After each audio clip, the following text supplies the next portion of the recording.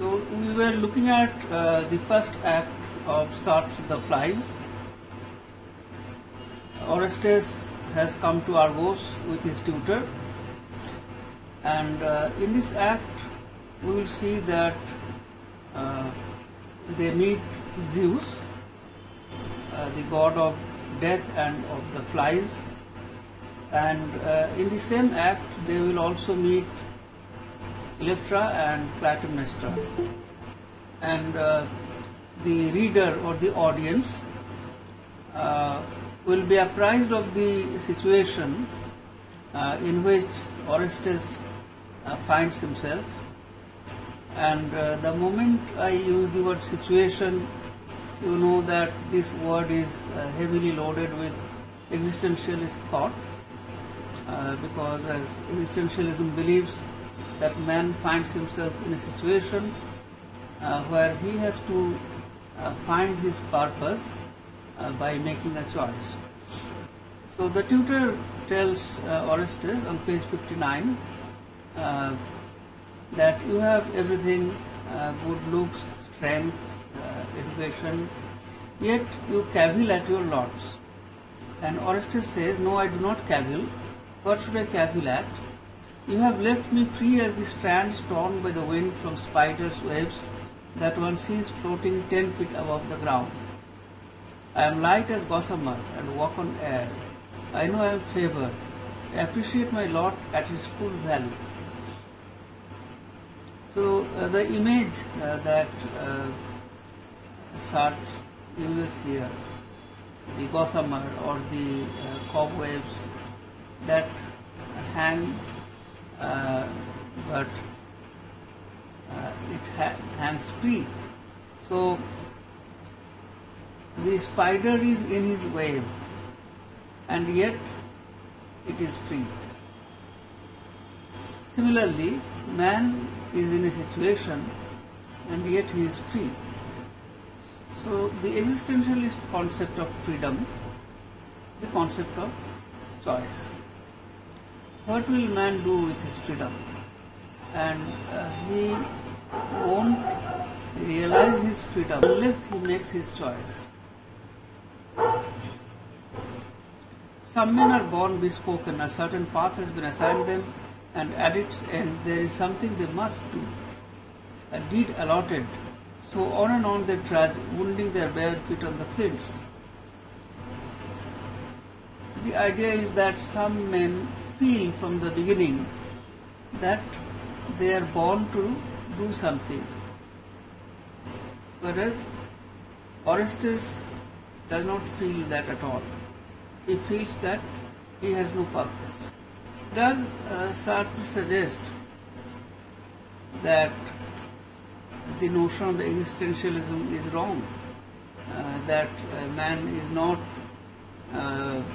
without purpose because some men are born with a purpose? I think that this should not be taken at face value. Rather, it has to be interpreted as some men feel that they are bespoken, that they have a purpose in life. Therefore, it is purely subjective, though Orestes does not use the word feel or anything like that.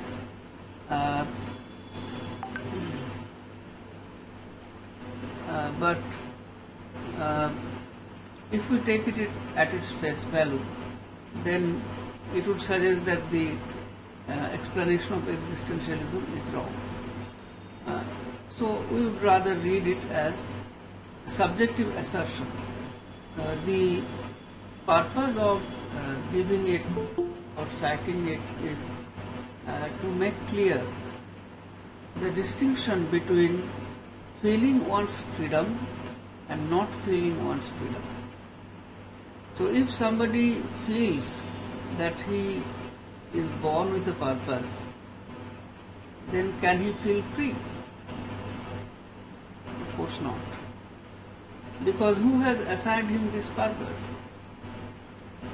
Therefore, such a person must believe in fate or gods or destiny, something like that, which predetermines one's purpose.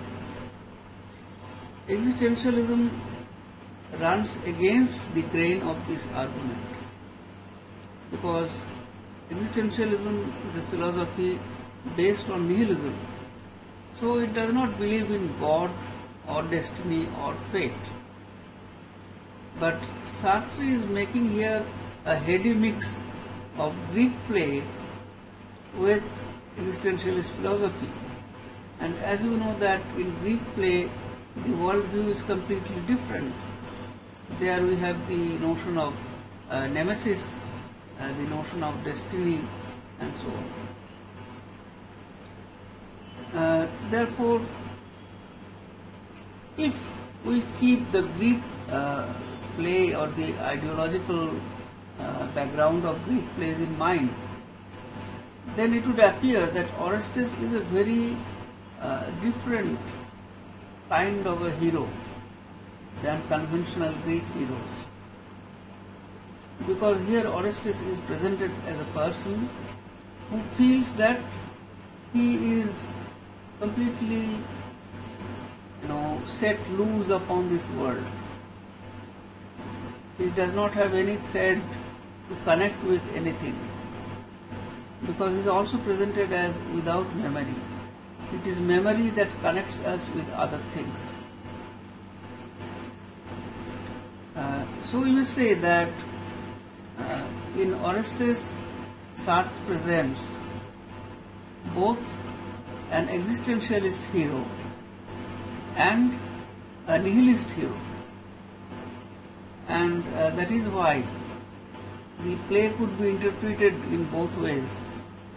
The fascists loved the play because in Orestes they saw an example of Übermensch, the Superman, the most powerful man, a man who is powerful than other ordinary mortals and who exercises his power and freedom for this purpose.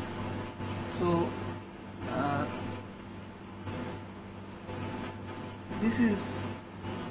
this interpretation is possible. At the same time, one can interpret Orestes as an existentialist hero, as you remember that whereas existentialism is founded on nihilism, yet it differs with nihilism in believing that even though there is no assigned purpose to anybody, even though our existence is meaningless, yet one can find meaning or purpose by asserting one's freedom, by making a choice. Therefore, Orestes asserts his freedom and by choice becomes the resistance hero. He resists the tyranny of Zeus and Aegisthus, and therefore the resistance in the Nazi-occupied France could identify with him, could accept him as a hero who is their model, who stands for freedom and liberty against tyranny. So here Orestes feels that he is completely free. Now this is important, as I mentioned, from Sartre's point of view.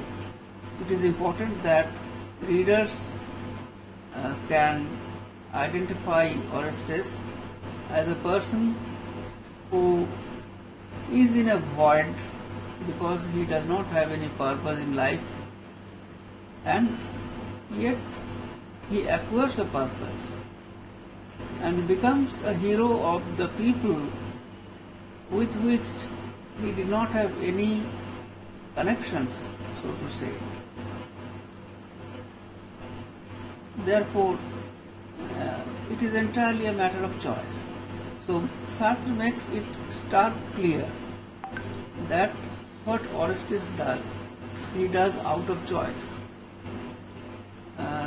And in order to make it stark clear, it is important that Sartre shows that there is no memory, no attachment of Orestes, with the town or with its people. So whereas I am free as air, thank God, my mind is my own, gloriously aloof. Now you can see the contradiction in Orestes. At one time he thanks God for being completely free, and he thinks that his mind is glorious because it is aloof from everything else.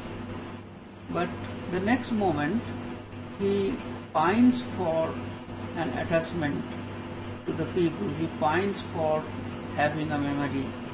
So there is this contradiction in Orestes, which is a contradiction, we may say, of the human situation. In many philosophies, I already told you in the last class that the issues of attachment and detachment are presented. So he looks at the palace and the monuments and says that this is not my palace nor my door, and there is nothing to detain us here. The tutor, that is talking sense. For what would you have gained by living in Argos? By now your spirit would be broken, would be wallowing in repentance. Still, it would be my repentance, and this furnace heat singing my hair would be mine, mine to the buzz of all this life. So in this manner, Orestes represents the idea that even suffering at a personal level is at times desirable, as it gives one a sense of identity as well as a sense of belonging. So if you are a revolutionary and you are arrested and tortured, you suffer. But you gain consolation from the fact that you suffer because you belong to a cause, that you are with a group, that you are partisan to something, that you are not alone.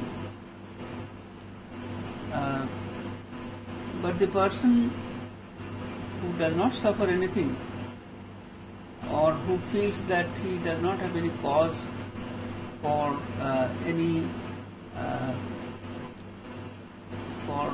doing anything, that person feels completely aloof and alone. The tutor says he is happy that Orestes does not want to stay in Argos and wants to leave. Be it so.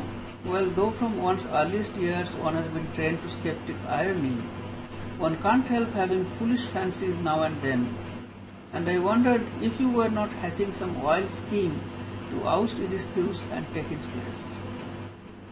So this is something which should be in everybody's mind who knows the history of Orestes, that Orestes was the son of Agamemnon, who was murdered by Eurystheus, and Eurystheus is now ruling Argos with Clytemnestra. This question, however, is raised by the tutor. It does not surface in Orestes' mind. That is significant, because Orestes himself does not feel attached to any past, since he does not have the past memory of the murder of his father and so on. So he is not affected by that past. But the suggestion is introduced to his mind by others. Orestes thoughtfully, to oust Eurystheus. No, my good slave, you need not fear, the time for that is past. So what is the purpose now of ousting Eurystheus? True, nothing could please me better than to grip that sanctimonious ruffian by the beard and drag him from my father's throne. But what purpose would it serve? These folk are no concern of mine. I have not seen one of their children come into the world, nor been present at their daughters' weddings. I don't share their remorse. I don't even know a single one of them by name. That bearded fellow was right. That is Zeus. A king should share his subjects' memories, so we will let them be and be gone on tiptoe. So he initially says that I do not have any attachment to the people of Argos, and therefore I cannot be their king, because a king should share the past or the memory of his people. But mind you, if there were something I could do, something to give me the freedom of the city, if even by a crime I could acquire their memories, their hopes and fears, and fill with these the void within me, yes, even if I had to kill my own mother. So, this oscillation from detachment to attachment. Now here attachment is conditional. As Orestes says that if I had any reason, if I could associate myself with these people, if I could share their memories and their fears and hopes. So the significance of this is that it is almost impossible for man to live completely in a detached manner, and particularly Sartre does not believe in it in the least. On the other hand, Sartre believes that every man should engage himself, should commit himself to some cause, and that is where man can feel himself to be free, by committing himself to some cause, because he is exercising his choice. So the void of which Orestes speaks, it is where a person does not belong to anything, anybody, he does not have any attachment, any memory. This is an existential void. So you are in this world, with or without your consent. It is your consent is not taken. You find yourself in this world, and without the shared memory and attachment and so on, you will be in a void. So you will not know what is to be done. The circumstance of such a person would be to some extent similar to the outsider in Albert Camus, who was another existentialist writer. So alienation is an essential mark of existential philosophy. That man is alienated essentially, but he needs to be engaged, which Camus also believed. And in his play, The Rebel, Camus represents engagement with the cause of Algerian War of Freedom. Then Electra comes, and she is represented as suffering heavily because Eurystheus and Clytemnestra treat her like a slave, and she has to do the dirty work, and she has to clear the ash can every morning. But here we see that she brings the ash can directly to the to the statue of Zeus and throws it there, which indicates her hatred for Zeus. And here she rants at Zeus. So she is very bitter because she thinks that Zeus had some kind of consent in the murder of his father, because Zeus did not stop or prevent the event from happening. And she depicts Zeus as a dirty old man and who loves to enjoy the worship, the attention of old women, and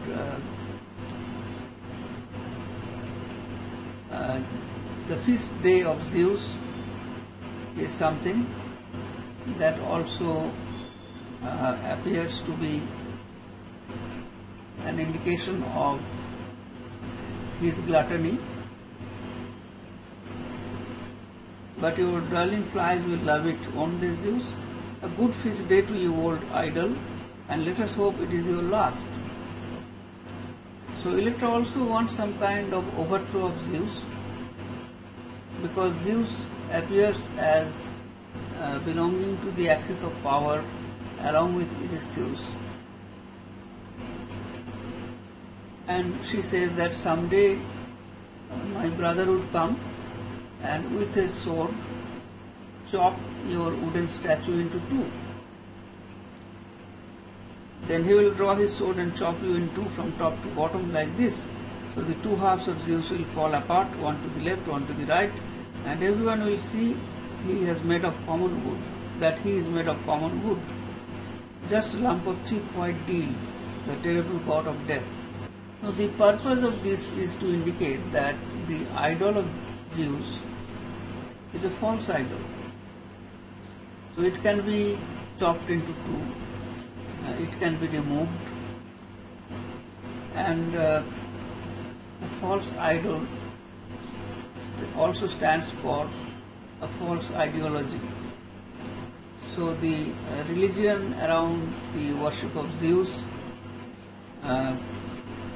which Eurystheus uses for keeping the people of Argos under his control. This religion is evil because it is an instrument of oppression. So in Electra we find much bitterness, and actually she dreams of taking revenge by overthrowing this axis of power of Zeus and Eurystheus. Then she sees Orestes, and Orestes tells her that he is Philebus from Corinth. And Electra asks him about the girls in Corinth and is very surprised to know how the girls there have very pleasant lives, how they sing, how they have friends and enjoy their lives, because in Argos Electra did not know any such freedom or any such life. She is oppressed by the rule of the tyrant Eurystheus, and Eurystheus has made it a rule that everybody must mourn and must always lament. So there is no place for happiness, enjoyment in Argos. So Orestes tells her that you are beautiful, and Electra says that nobody ever told me that I am beautiful, and perhaps they do not want to know it. Then she tells him how she is oppressed and how her hands are the hands of a slave because she has to do all the dirty works. Have you never thought of running away? Orestes asked. I haven't the courage, I dare not face the country roads at night all by myself.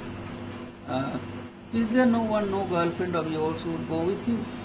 No, I am quite alone. Ask any of the people here and they will tell you I am a pest, a public nuisance. I have no friends. Now Electra's situation in Argos is very precarious and very different from everybody else, because Electra publicly opposes Aegisthus. So she is some kind of a rebel figure, but people do not like her or do not make friends of her because they do not want to ruffle the administration, the rulers. So she is also isolated. And then she says that I do not mean to stay here my entire life, but there is something that will happen that I expect. I am waiting for something or someone, that is my secret. So she did not tell him, but Orestes knew that she was waiting for her brother to come back. So Electra says that it is so hard for me to picture a life like that, going for walks, laughing and singing in the streets. Everybody here is sick with fear, everyone except me. And I, yes, and you? Oh, I am sick with hatred. And what do they do all day, the girls at Corinth? So the people of Corinth are afraid. Electra is not afraid, but she is full of hatred. Therefore, she also has a very unnatural circumstance, and she cannot enjoy her life like any other teenager. Then Clytemnestra appears, and Orestes asks, what is it? That was my mother, Queen Clytemnestra. Are you afraid of her? Because Orestes startles a little. Because Orestes had thought of meeting his mother and how she might look over and over again. And finally, here comes the moment when he can finally see his mother. Clytemnestra says, Electra, hear the king's order. You are to make ready for the ceremony. You must wear your black dress and your jewels. Well, what does this behavior mean? Why are you pressing your elbows to your hips and staring at the ground? Oh, I know your tricks, my girl, but they don't deceive me any longer.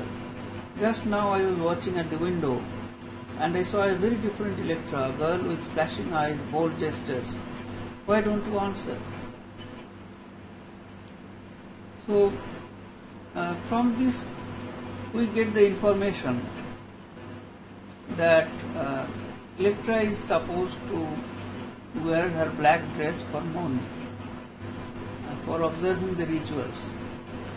And later we will see that she does just the opposite. She dresses in white because she wants to disobey Aegisthus. Do you really think a scullery maid would add to the splendor of your festival? So Electra is being sarcastic that you treat me as a scullery maid.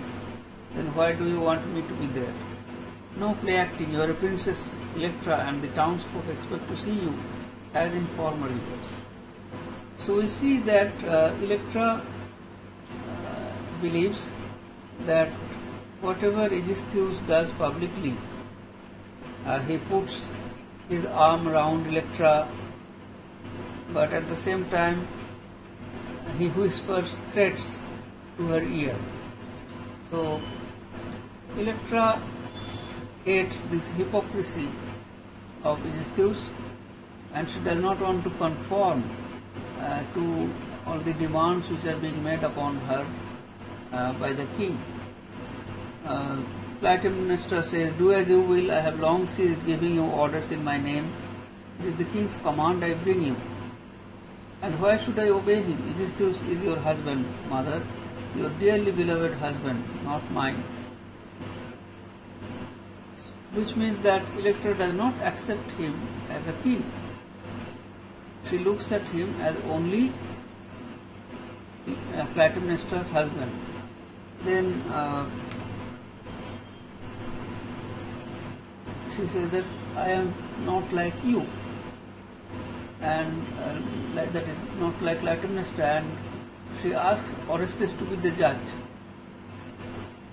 Syllabus, you can see her side by side. Am I really like her? How can I tell? Her face is like a pleasant garden that hail and storms have ravaged, and upon yours I see a threat of storm. One day passion will sear it to the bone. So the need to be different from her mother that Electra feels here makes her stand out as a rebel figure. She does not even want to resemble her mother. And Orestes is more or less neutral and gives an indifferent description of the two faces. But both are faces of suffering. So if we think of the human situation not only from that of Orestes' point of view, but from those of Clytemnestra and Electra, then we see that suffering is common to both of them. And as we will later see, that even Aegisthus says that I am tired of continuing with this show of being the tough man and oppressing others. And when Orestes tries to kill him, he doesn't resist at all. What is the significance of that? I suppose that Aegisthus is also a prisoner of his ideology. The false religion, the false politics that he has created, and to some extent he is also trapped into it by Zeus, and he feels himself to be a prisoner of this ideology. And therefore when Orestes appears as one who can destroy this tyranny and bring changes, he almost welcomes him. So one difference between Orestes and the other characters is that Orestes is a figure of freedom. Orestes represents freedom. Unlike the other characters, Clytemnestra, Electra, Aegisthus, these characters, they are all trapped in some ideology. Unlike them, Orestes is not forced or compelled to follow any ideology. Whatever he does out of his own choice, which means that Orestes is the only person who is free, and therefore one can break the spell of any ideology by asserting one's freedom. Alright, that is what Orestes represents. This is significant because in the heyday of Nazism, many people actually believed that this was a politics that would deliver men from weakness, from various kinds of failures and repression by other forces and so on. So people hailed Nazism, which was a great demonstration of force, a great demonstration of power. Now, as you know that we as human beings, we always have a weakness to power. So wherever we see power, we want to be allied to it. We want to support it. So whenever people see a strong ruler, they would always choose the stronger ruler over the weak one. And therefore, Nazi ideology was very attractive to many people at the time. And to take a stand against this stereotype of power means to understand or to go against our ordinary tendency, our common tendency, and to understand that it is not always the greater power which should be opted for. Therefore, what is important is that people exercise their mind, and sometimes the power of the mind, the power of the intellect may be higher than the power of the muscle. The brain may be more powerful than the brawn. We use a cliche. So, to exercise one's mind is the most difficult option, because then you take responsibility for your thought.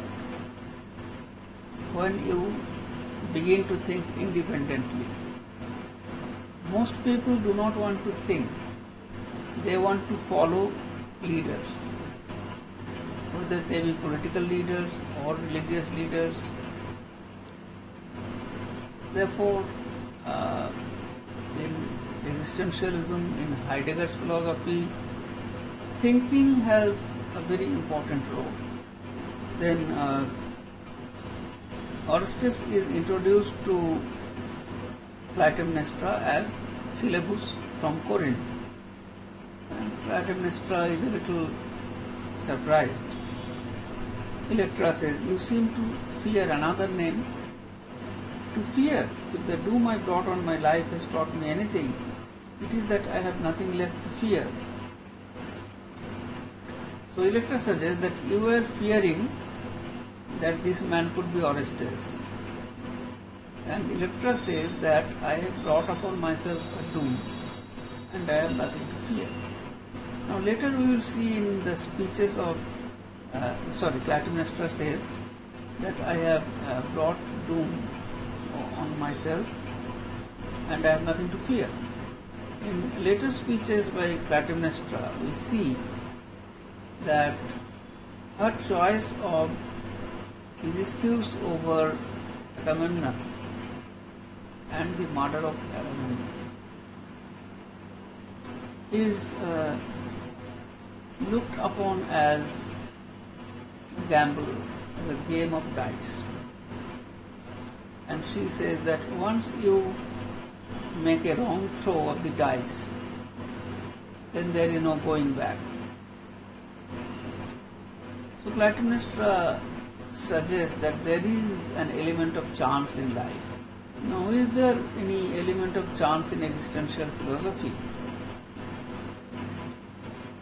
Apparently there is, because man finds himself in a situation. Now, the situation or the circumstance, how it would turn out, that is completely a matter of chance or accident.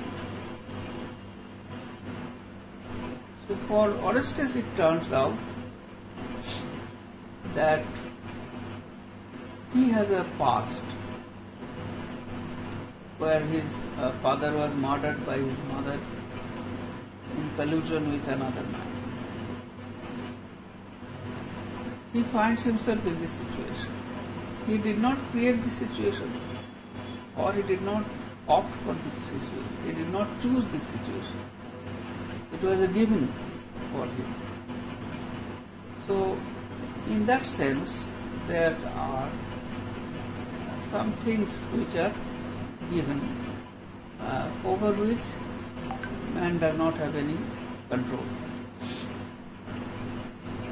But you can see that it is different from the Marxist idea of determinism, that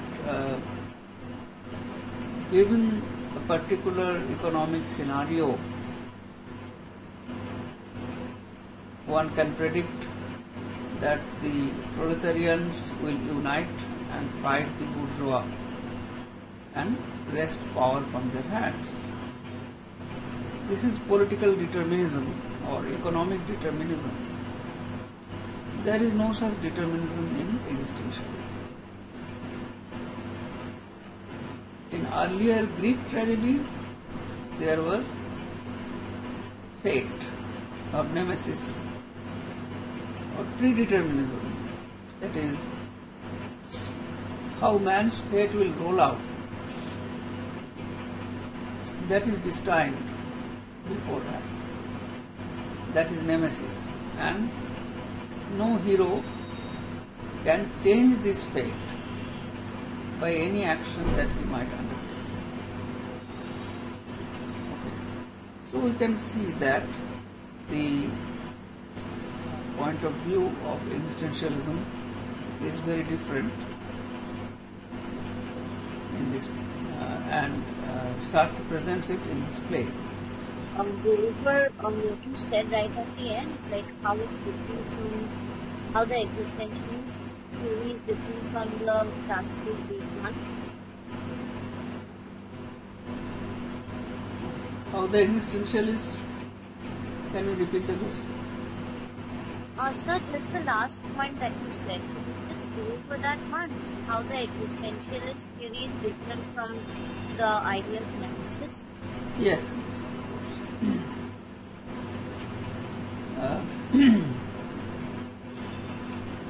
So in the worldview of Greek tragedy, there is the conception of nemesis or fate, and a tragic hero, whatever he might do,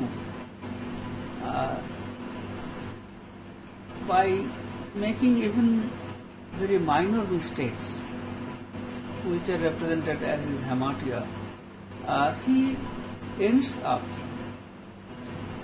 as fulfilling the conditions and ultimately meeting his nemesis or fate. So, a Greek tragic hero cannot exercise his mind freely, and whatever he does, by some supernatural force or nemesis, he would ultimately do what fate destined him to do. Like Oedipus killing his mother and killing his father and marrying his mother. So the question of freedom, the question of free choice does not arise in the Greek worldview of tragedy. But in existentialism, freedom is a very important concept. So it is the gap between the situation in which we find ourselves and the choice that we can make. So, according to existentialism, individuals can make a choice, exercise his freedom, and accordingly he can be partisan to something. Therefore, he is not forced by any supernatural power to do what he ultimately does. Now, if we look at this play, since this play is constructed upon the bare bones of Greek tragedy, Aeschylean tragedy of the Orestes cycle, we all know the story, we all know the myth, we all know that Oedipus would kill Eurystheus and Clytemnestra. But Sartre uses the same story but treats it in a different manner and shows that Orestes might have made other choices, or the choice that Orestes makes is his own choice, and he has actually no motive for siding with the people of Argos and killing Eurystheus and Clytemnestra.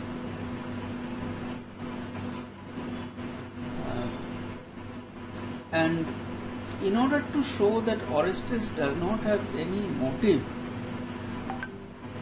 Sartre must show Orestes as completely without memory and any drive for revenge. So this play does not have a revenge motive, even though it ends with the so-called revenge. And Sartre takes pains to distinguish between the approaches of Electra and Orestes in this play. Electra has a revenge motive. Therefore, if we look at the course of Electra, that she has a revenge motive, the revenge is accomplished and her motive is fulfilled. If Sartre represented this course, then we would have said that it does not have any difference with the Greek play, because in Greek play also we see that this revenge motive is fulfilled. But Sartre deviates from the Greek play. Sartre shows that Electra, even though Electra has a revenge motive, she does not take this revenge. At the actual opportune moment, she recoils, she withdraws. Therefore, the person who has a revenge motive does not take revenge, and the person who does not have any revenge motive kill Eurystheus and Clytemnestra, but in that case also it cannot be said to be a revenge in the true sense of the term, because Orestes is not thinking of revenge at any point of time. Thus, using the same structure or the same story of Greek tragedy, the tragedy of Orestes, Sartre shows that the situation is different, the point of view is different, the ideology against which Orestes fights and his own thoughts, they are different. So the very philosophical basis, the very philosophical foundation of the play, of Sartre's play, is different from those of the Greek tragedy.